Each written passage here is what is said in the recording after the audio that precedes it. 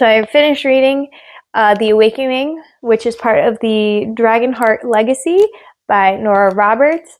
And Nora Roberts was one of the first authors that I can remember that kind of brought me into the more adult world of romance, you know, like the adult romance books. It feels weird saying that, but like, yeah. And I used to read her a ton when I first started reading those types of books, and then it kind of fell off as I started reading more authors and getting into more different avenues, but I still always loved her books. So this had been on my TBR for quite some time. Finally got around to checking out from the library and got to read it. So I think it's Breen, is how you pronounce it, Breen, and it's Irish. So I could be very, very wrong. Breen is our main female character. She has gone through her entire life kind of being a nobody and kind of always feeling like less than. But then she finds out that her mom's kept this like huge secret from her entire life, and that she has like quite a bit of money stocked away. And so she decides to quit her job. She decides to go on a trip to Ireland to find a connection to her father, because he is Irish.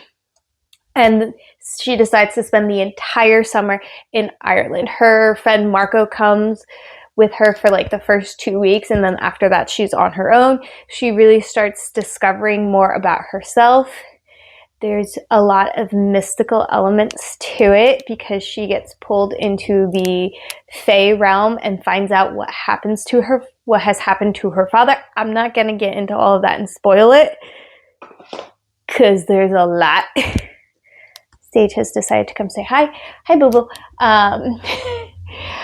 But I really enjoyed this book. But of course, because it is part of a book series, and, you know, there's probably a gigantic battle with a evil person that probably won't happen till the very last book.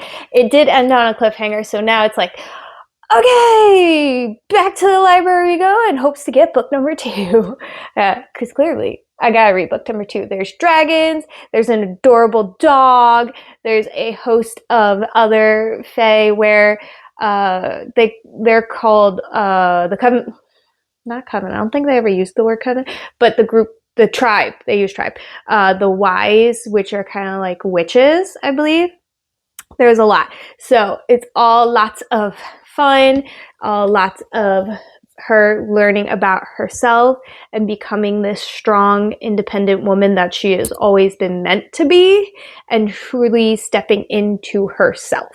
So I absolutely love this. I cannot wait to read book number 2. And then, you know, the rest of it, I think there's only 3, but I could be wrong, but the rest of it until we get to the end. So you will definitely be seeing the next books at some point. Happy reading.